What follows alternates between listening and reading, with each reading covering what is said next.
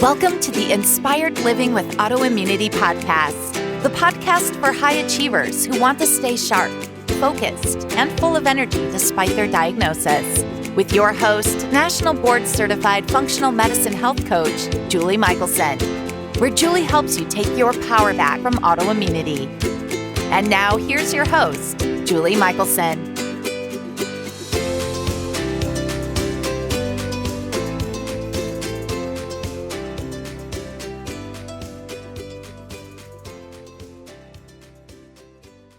Welcome back to the Inspired Living with Autoimmunity podcast. I'm your host, Julie Michelson.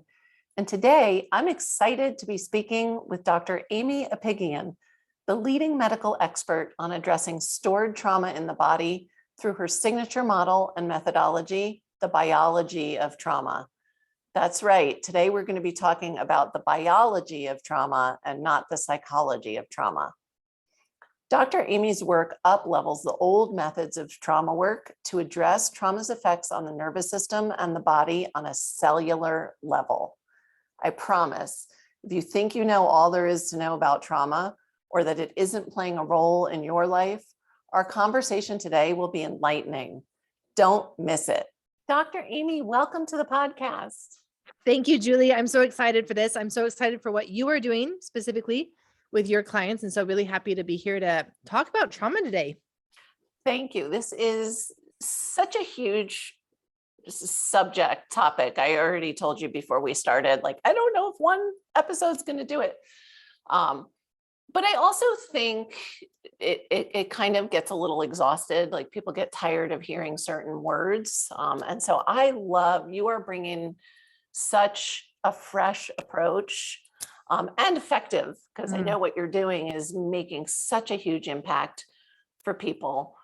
I'm guessing when you were younger, you didn't decide you wanted to specialize in healing people by healing trauma. So would you be willing to share your story with us as to how did you go from that traditional medicine world to what you are doing now? Yeah. Oh my goodness, Julie. Taking me back to those times. Those are good and interesting memories for me. So, and even as you say that, I'm just blown away by the impact that the message of the biology of trauma has had in emails that I get from around the world, right? And through my training program, practitioners are reaching, 250,000 people this year with the message of biology of trauma. Wow. And it blows me away because there was a time in my life when for the one person that mattered most to me, I could not move the dial at all for him with trauma. Yeah. And so just what a contrast between wow, all these people around the world. And yet there was that time when I could not make a difference for one person with regards to their trauma. And that was my son. So my son came to me as a 4-year-old foster care boy. And over the next 6 months, I decided to adopt him. And part of the reason was that the social workers told me that he was so far along in his emotional behavior problems, that if I did not adopt him, then he would go into a group home at age 4. And that really all he needed was love, right? He just needs someone to love him. And I'm like, I'll love him, right? I can do that. I can do that. I already am crazy about this kid, and I can see his potential through his anger, through his rages, through his behaviors. I can see through all of that, and I can see what an incredible kid. I can love the trauma out of him. Oh. And it was 2 years later that I'm sitting there and I'm actually rocking him, right? Because I'm doing attachment parenting and all that stuff now, and I'm rocking him.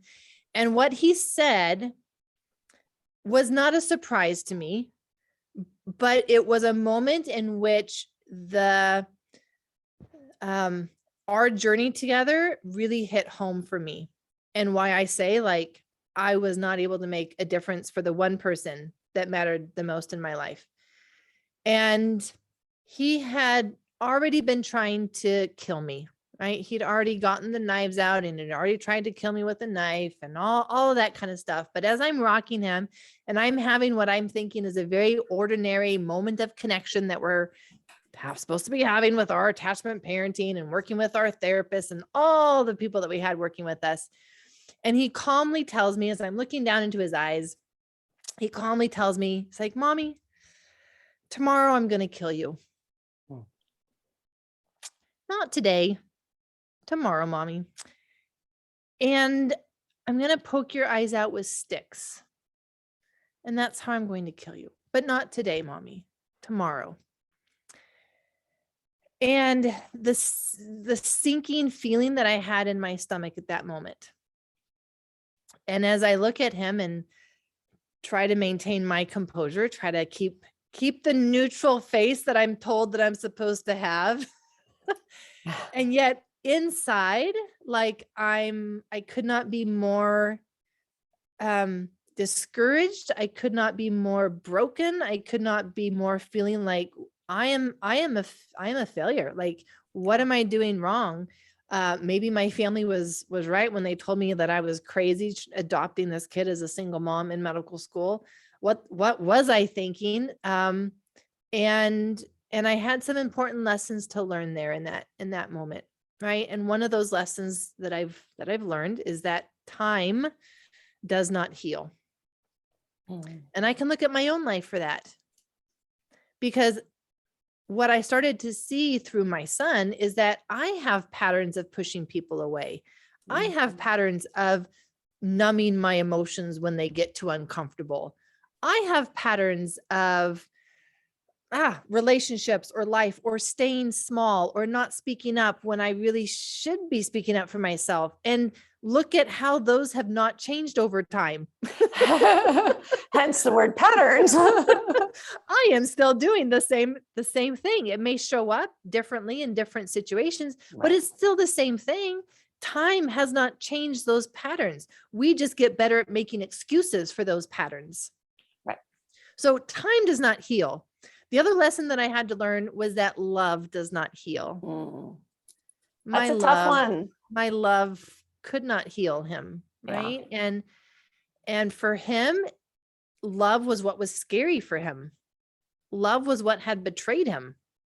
His own mom had betrayed him by all of the things that she had done, starting with in utero drug use, and then the number of instances where he got hurt and she never took him to the hospital, and then finally got into the system, and like there were multiple instances. So love was actually what was scary to him.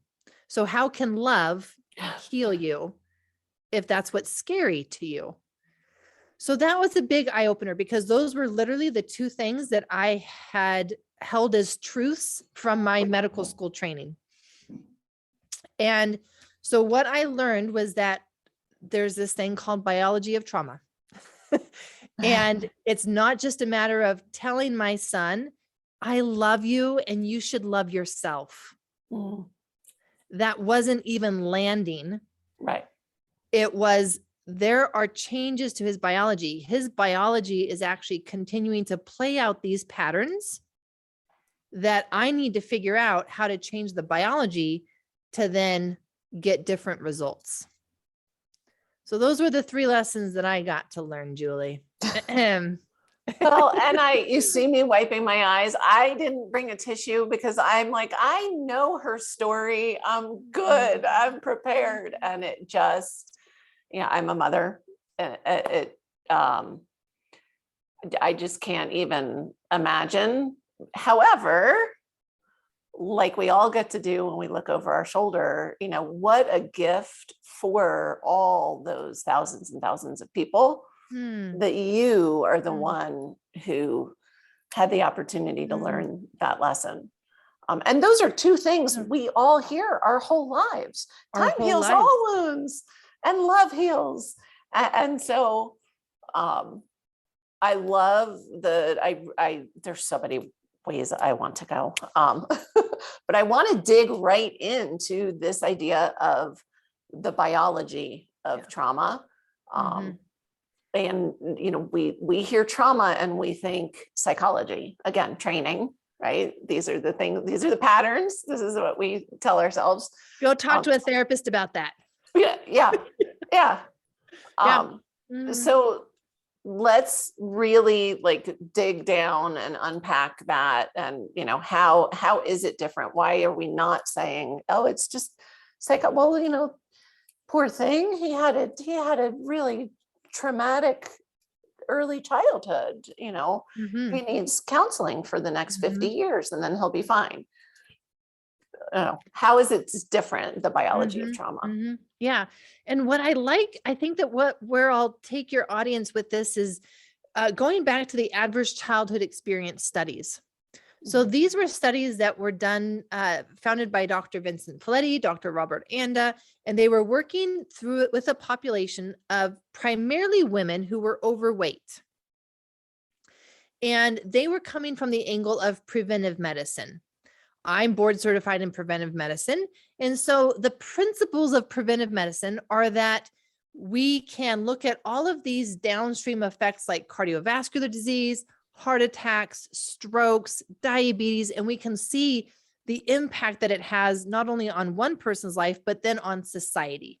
Right. And we can ask the question, okay, how do I prevent those diseases? What a concept.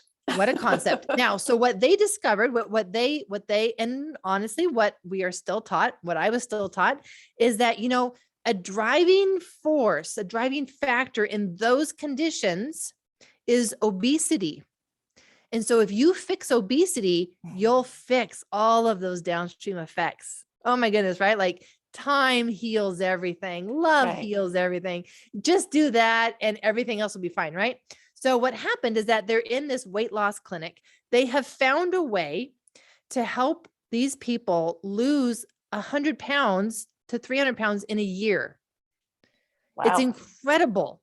And they're having so much success with this program because of how much weight and how fast people are losing the weight and in what they think is a safe way, at least metabolically, physiologically. Which was my first thought. Is that safe? That's I really know, right? fast. That's exactly my thought too. So, Dr. Folletti had gone into detail about what exactly they gave these people for food that mimicked fasting and yet gave them all so that it was very safe. Okay, that's fine. Whatever. Let's talk about what happened now. Because what happened really highlights this biology of trauma idea. Yep. And that is they got frustrated because their numbers started to get messed up. And you work with any doctor who's doing a study, that is the fastest way to get them upset and frustrated is to mess with their numbers because they need their numbers to look good. Look at how well we're doing with this program. And it's going to prevent all of these diseases. We're going to solve the world's problems. So when they looked at what was going wrong with their numbers, they found that the most successful people, the people who were losing the most weight, were the ones dropping out of the program. And so they called them in and they said, hey, I see you've gained the weight back. What happened? Right? What happened? And the patients started telling them, look, what you see as the problem of me being overweight is actually the solution to my problem. Wait a second. What do you mean it's the solution to your problem? I stay overweight in order to avoid attention. Yep. I eat in order to not feel lonely. And then you start to fill in the blanks, right? Because we each have those. Sure. For them, it was eating. For me, it's been biking, it's been working, it's been eating at times in my life, right? And I have done these things in order to not fill in the blank. Sure. And then what they found was that, wait a second, as we go back into their life experiences, we are seeing patterns of life experiences for them. And it started to be sexual abuse at first, but then it wasn't just sexual abuse. Sometimes it was parents divorcing. Sometimes it was parents having had problems or maybe even been to jail or having a mental health diagnosis or something that showed that there was instability, insecurity during early childhood. And so out of that, they created this adverse childhood experiences study where they highlighted some of the more common events that then seem to be associated with these types of health conditions later in life. And Julie, they have literally by now associated every single chronic disease with a certain ACE score, right? Yep. And even smoking, they've seen that if you have an ACE score above 4, like every point above that, I forget the exact number, so don't quote me on this, but it's like you are 4 times more likely to be a smoker the higher your ACE score above a certain number. Patterns that are just like, wait a second, like there's actually a predictable pattern to that. Yes. And the reason is because we go back to the nervous system and its dysregulation. And so for those people who may not be familiar with that term, we have a nervous system that actually keeps us alive and runs our life for us. We run it subconsciously because it runs our body. So thankfully we don't have to think about it. Can you imagine if we actually had to think about keeping our heart beating while we're sitting here having a conversation? Julie, it would be just way too much. I'd have to stop talking to you and tell my heart to keep beating. So thankfully, like it runs by itself. So we call that subconscious or unconscious, whichever word you want to use. And the nervous system then runs our body. It runs our life. It runs our physiology, our biology in order to keep us alive.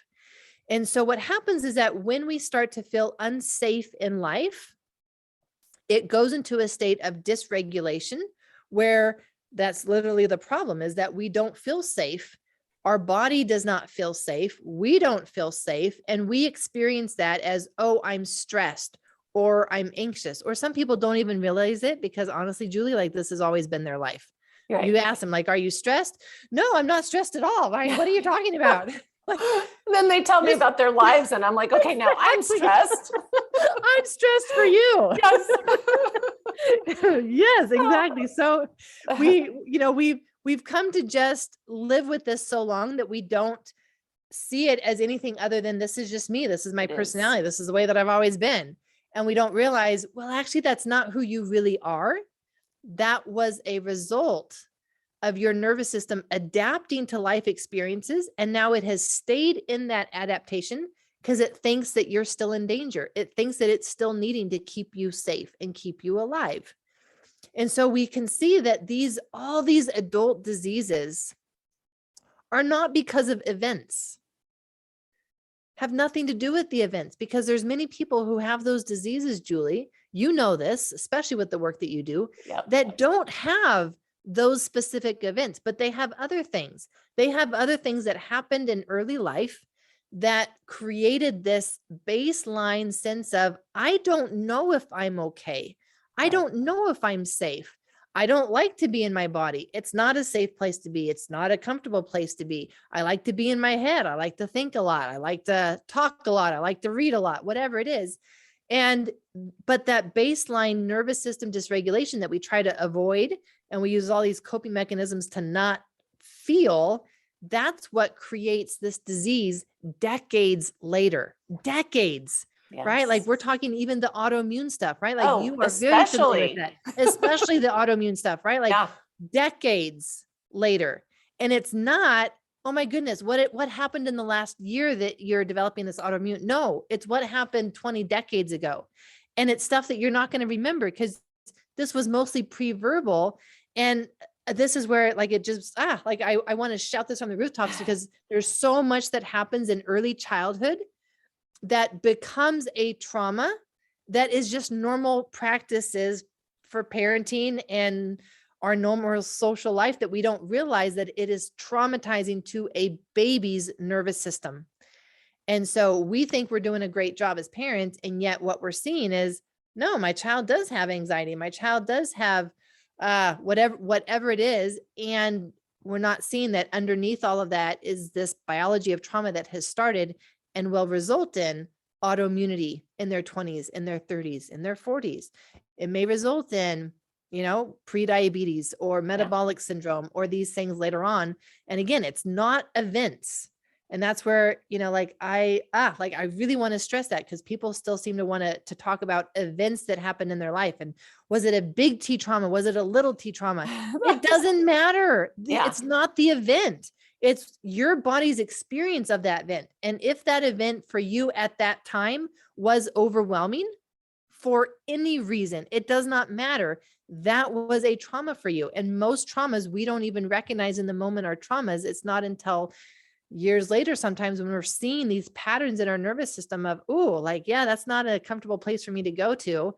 There's a trauma pattern, that there was overwhelm that has happened in our life. So I've thrown a lot at you. I think I'm going to take a deep breath and tell your heart to beat, breathe.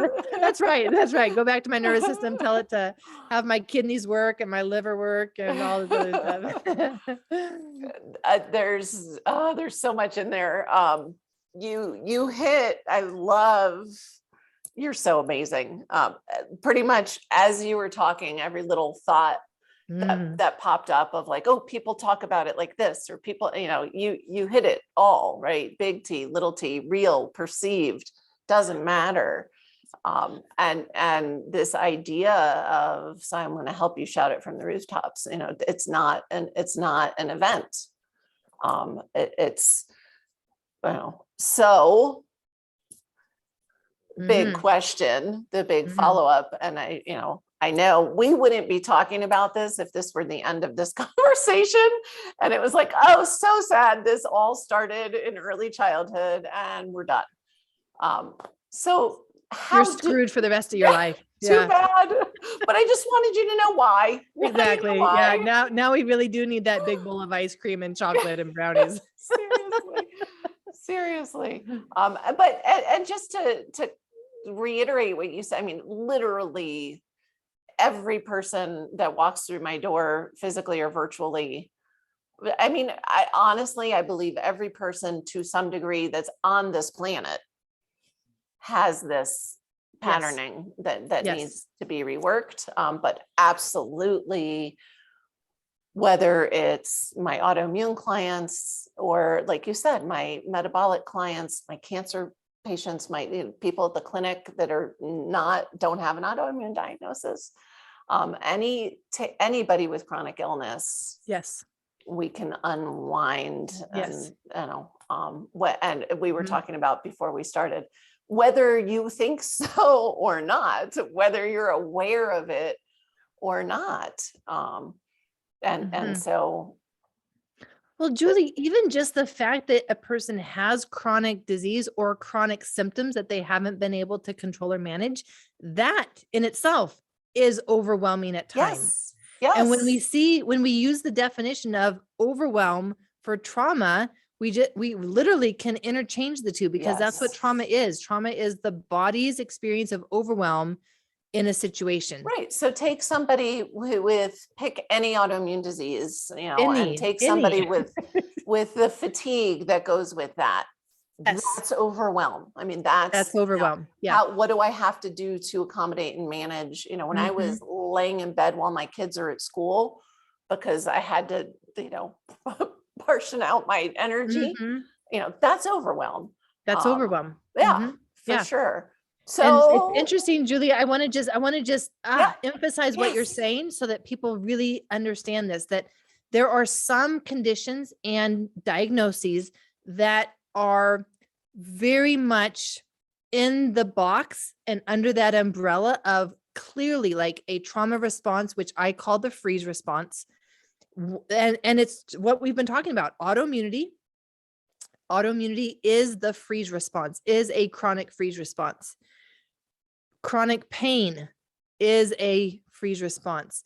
Chronic fatigue, fibromyalgia, all of those are diseases, conditions, symptoms that are classified as freeze and trauma response. And the nervous system is more in that freeze response than actually it is even in the stress response. So I talk about like it almost being a spectrum where you can be stressed for a long time, right? Say you're a castle guard and you're out there and you're on guard, but how long can you stay on guard? If they don't feed you, if you're not allowed to sleep, you don't get any rest, no one changes you out, like you can only stay in chronic stress for so long and then you just crumble. You collapse, like you literally can't stand up anymore. That collapse is the freeze response. And that is where autoimmunity chronic pain, chronic fatigue, fibromyalgia, all of those conditions lie under that category. I love that. And again, you preempted me. I want to talk a little bit more about freeze response. That I love I will always think of the Castle Guard now forever. But when people hear stress and when we talk about chronic stress, most commonly we hear, fight or flight, right? Yep. Or fight, flight, freeze. And Yep. and that's what you're talking about is, Mhm. these are these responses. And Mhm. again, I always say we are made beautifully for acute stress. Like, Yeah. our body is designed so perfectly to run from a tiger, like really. But living on this planet with all the little chronic stressors, or big, or or that Or just variety. constant, right? Like the Yeah. constant low grade fear. Yeah. How long can you hold up that boulder of fear before you crumble? Yeah. Or you have 4 different little things. Or maybe, right. Right. Yeah. But So that's another thing where we've just been taught wrong, right? Like we've been taught wrong that time heals, because it doesn't. It right. just further ingrains it into our coping mechanisms. Love does not heal. And then the other one is that fight, flight, or freeze are all the same thing. And they're not. And I think that when people have not understood this freeze response and have lumped it all into stress as fight, flight, and freeze is all stress, we've really done ourselves a disservice, because all of these conditions and symptoms that are part of the freeze response, we're using the wrong tools because we're trying to use the tools for stress, and they're not going to work. This is the freeze response. It's completely different physiologically than the stress response. Well, so you just so beautifully led me to what are those tools? What should we be doing? What can we be doing? Because we're not going to sit down and eat a bowl of ice cream and pretend it's not going on. Well, what about, can I sit in front of a movie and just binge watch movies then, Julie? A movie. You can watch a movie. Can I get on my phone and just do social media and gosh, put please myself into don't. shame because of how everybody else looks perfect and their, whatever with their family? And can I do that? Shuffle, you can just keep digging. Right?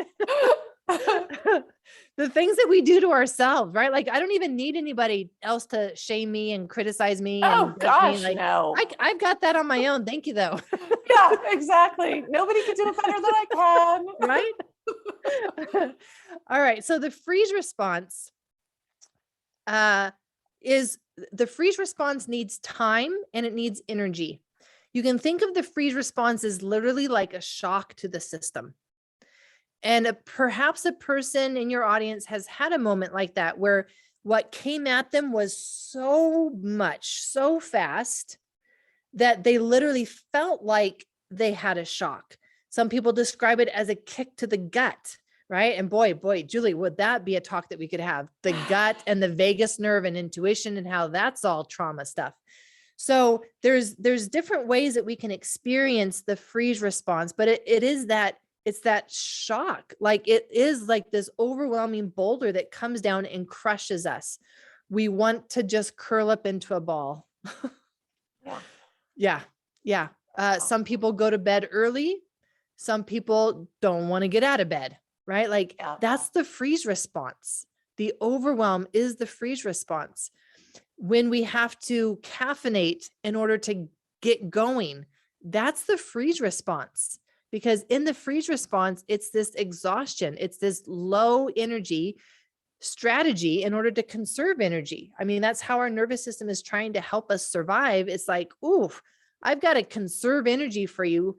And so that's the strategy, but it feels very heavy. So people's body will feel heavy, heavy, heavy. And the freeze response needs time and energy in order to come out of the freeze response. The body will go from the freeze response back to what put it into the freeze response. I would love to be able to tell people that, oh, you just come out of the freeze response and you go out and it's just roses and angels and rainbows and clouds and sunshine through those clouds and all of that, right? Like, but no, then the freeze response, what put it into the freeze response, it's going to come right back into that fear, that anxiety, the terror that put it into the freeze that was overwhelming in that moment. So then we talk about, okay, well then what does that need? Because most people, Julie, will come out of the freeze response. They haven't done anything to actually manage what put them there. And so they're facing that big fear again, and their body is like, oh, hell no. And it goes right back into the freeze response. Yeah. So that people are literally going back and forth between stressed and overwhelmed, anxious and depressed, running wired and then exhausted and tired, all in the same day. I mean, and then think about the dysregulation of your nervous system, and think about the health consequences of that type of back and forth all day, where the body is literally being told, okay, go, go, go, go, go. We've got a tiger chasing us. And no, pretend that you're dead so that the tiger won't notice us. Play possum. I'm exhausted. These last like 2 minutes of it just worn me out. I am exhausted just feeling that, Yes. I'm familiar. We all are. And there can't be Yeah. anybody listening that's not familiar in some way, shape, or form with that pattern. And that's why I think like this could literally change people's lives, because it's something that we all experience, and Right. yet we have not understood.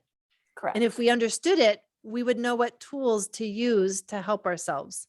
So I have a whole sheet, a whole guide for people on how to support your system when you're in the freeze response, because knowing that your body has shut down, there's certain things that you can bring in to support your biology to then help it come out of that freeze response. Those are going to be different than the stress. And this is where, it still gets me all fired up and angry when people go into their doctor and their doctor's like, I think your symptoms are anxiety related, and I want you to do stress management. I'm sorry, what is stress management? What does that mean? Does that mean go meditate? Does that mean go do yoga? Because I guarantee you that people who are further along in the spectrum, meditation will actually make their symptoms worse if they can even do it. Yeah. Because again, like their body is not a comfortable place for them to be. They don't want to drop into their body, and for good reason, right? Not and safe. So it's not safe. And asking them to do something that is not safe, I am just further promoting the freeze response in their body. So we're literally having great intentions and yet telling people to do things that are furthering, deepening them in their trauma self. Oof, ouch, right? Like, and I did that, right? Before I knew better. That's how I was trained as a physician, is, oh, definitely recognize when your patients have an emotional component to their disease, and then refer them to therapy and stress management. Right. And that was considered the best of trauma-informed medical care. Oof, ouch. And now that I know what I know, I'm realizing, no, like those things actually can trigger more trauma. And this is where I would love for people to understand this, because if they already have chronic symptoms, Julie, and they are experiencing a flare-up of those symptoms when they go do a certain therapy, that is the wrong, it might be the right therapy, but at the wrong time. They might be doing too much too fast, or they might be trying to do something that would be good for the stress response, but not for the freeze response. And to listen to their body. Don't think like, oh, something else must be going on. No, your nervous system is dysregulated, and what you just did further dysregulated it. It wasn't ready for that. That was too much for it. We do need to do work, and we need to do it in a very gentle and safe and effective way. So that's why I designed a 21-day journey, so that people could follow an essential sequence of exercises in order to not have a flare-up of their symptoms as they are starting to do this work. The whole first week is just on teaching them exercises, very short, very simple exercises that will help them actually feel safe in their body. Oh. I'm not talking about their psychology and them doing a mantra or an affirmation about, I feel safe in my body. I feel safe in my body. I do feel safe in my body, right? Because we don't. We Right. don't even know what it feels like to feel safe in our body. So it all is about the body's experience, not what the mind is necessarily telling us, because that's not where trauma is. Trauma is stored in the body. And the body, in order for it to move out of this freeze response, it has to feel safe. And we need tools to do that. So that's the whole first week of the 21-day journey. The second week is bringing in support. Why support? Because when we come out of that freeze response and we're now in some of the anxiety, the stress response needs support and it needs a strategy. That's what that's what the stress response needs. It needs to know that someone has my back. I'm not alone. I've got someone that I can call. I've got someone who's holding my hand through this. I've got support. Because without support, we feel like it's too big and we go into the freeze response. Yep. We also need more strategy. overwhelm. Right? There's the overwhelm. And it's the Yep. cycle of overwhelm. Exactly.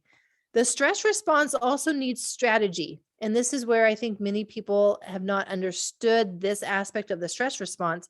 The stress response is a high energy state intended, like you said before, intended to run from a tiger. And so if we stop running from the tiger, we actually go into overwhelm and the freeze response. Sure. Because now the tiger's going to eat us. Because now the tiger's going to eat us. And yet, how many times do we just kind of procrastinate and we're like, well, since I don't know how to do this perfectly, I'm not going to do anything at all. And then we've just put ourselves into the freeze response. Yep. And so the stress response needs action. It needs movement and it needs a strategy. And so taking an action, even if it's the smallest step, I don't care. Right. And that's what I tell my people all the time. Just take the next best step.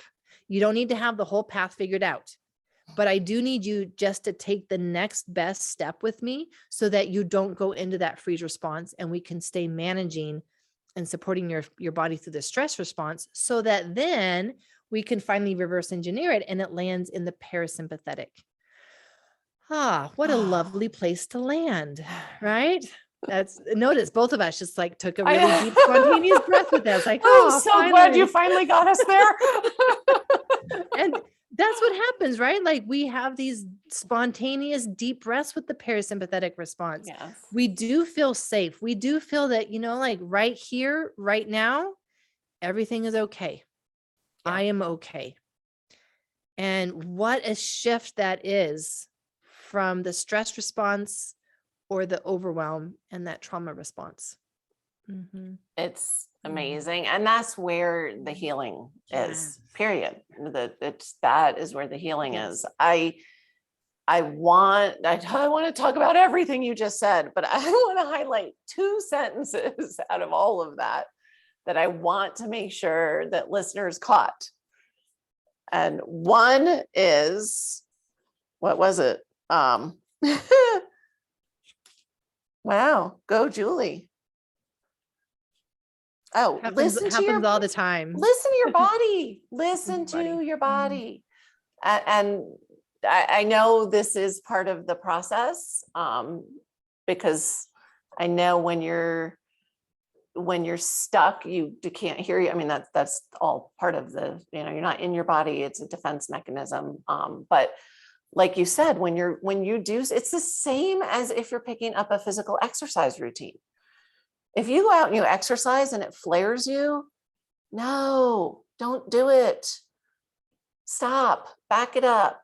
You're actually creating more damage. Yes. It's not a good thing. So it's the same thing. Anything that you do, that's your body communicating to you. Exactly. Listen to it.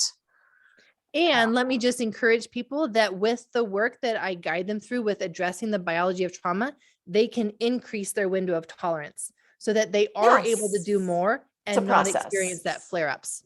But it's a process. Exactly. So what you start with, if your narrow window of tolerance gets bigger, as long as we're doing it in the right way, following the right steps in the sequence of things. Yeah. And I love that you said, just take the next best step, and it can be tiny. I always say it should be tiny. It doesn't need to be scarier. We don't need to be adding more to this. And then the other thing that you said that I just have to highlight is that trauma is stored in the body. And we know this, and there's so much science behind it. And, you know, it's not woo-woo. It may sound woo-woo and it's been studied for so long.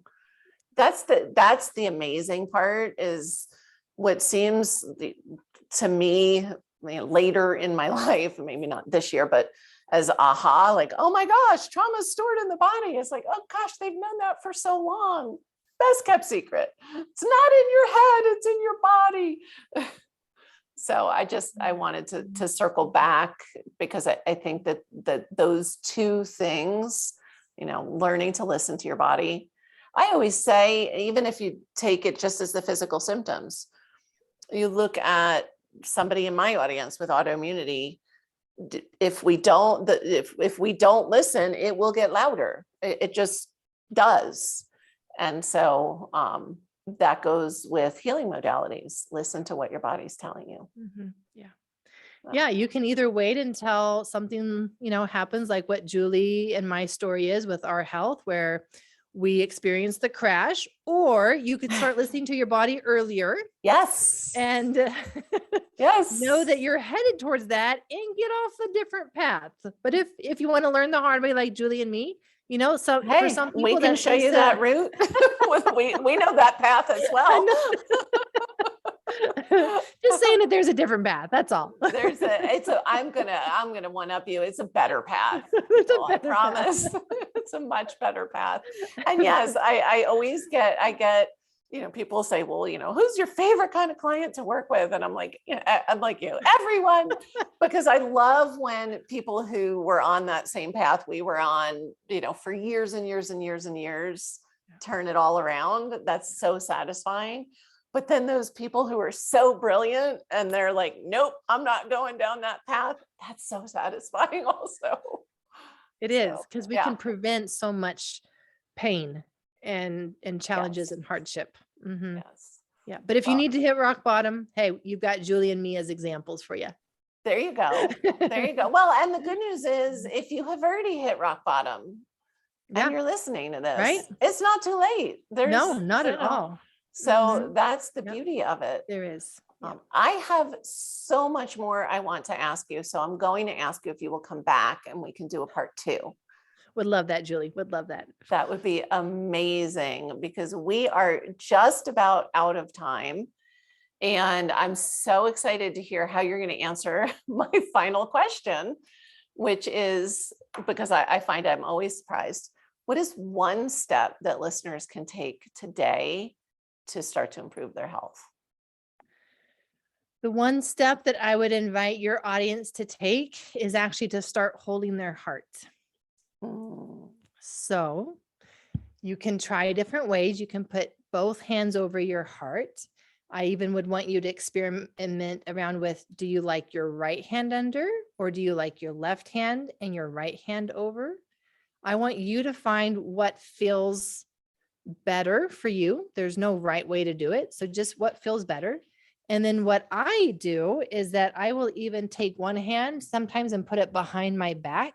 And so then my heart has the front and the back support. Wow. And that's just delicious. Like, talk about yumminess. It's just like my heart feels held. It feels protected. And for me, that's such a simple, quick, easy way for me to just, again, no matter what's going on, it's just like, I've got you. I've got you. Right? Like, I don't even need to talk to it, because sometimes when I was first starting, it was too much to talk to my heart. Just was going to go there and say, this sounds so simple. Mm-hmm. And you can, and I can, do this and tap in, and it's yummy. You said it, it's yummy. And I see it all the time. This is one of those, you got to baby step it, people. You'd be amazed. Because it puts you in touch with those things that you run away from.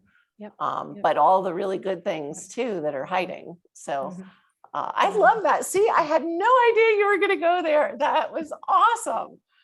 Yay. Yay. Hold your heart. Hold your heart. Hold your heart. Mhm. I'm going to play around. Experiment around with how to hold your heart. Yeah. Don't just hold your heart, like experiment. Yeah. Yeah. Yeah. Yeah. Take the And time. I'll invite you to, really drop into your heart when you're holding it and feel what that feels like. Mhm. I love that. So before we wrap up, we're going to have all kinds of links in the show notes so people can find you. But for those that listen on the go, where's the best place for them to find you? Oh, yeah. So they can come find us over at traumahealingaccelerated.com. We've got a biology of trauma summit that we do. We've got the 21-day journey, of course. So we've got lots of things for people to learn more and jump in if they're ready to actually put this into practice. And that would be the place to find us, Trauma Healing Accelerated. Love it. Dr. Aimie, thank you so much. What you have shared today is invaluable. And like I said, we're not done. We need more. We want you to come back. But thank you, thank you, thank you. Thank you, Julie. Thank you for what you're doing. For everyone listening, remember you can get the show notes and transcripts by visiting inspiredliving.show. I hope you enjoyed this episode as much as I did. I will see you next week.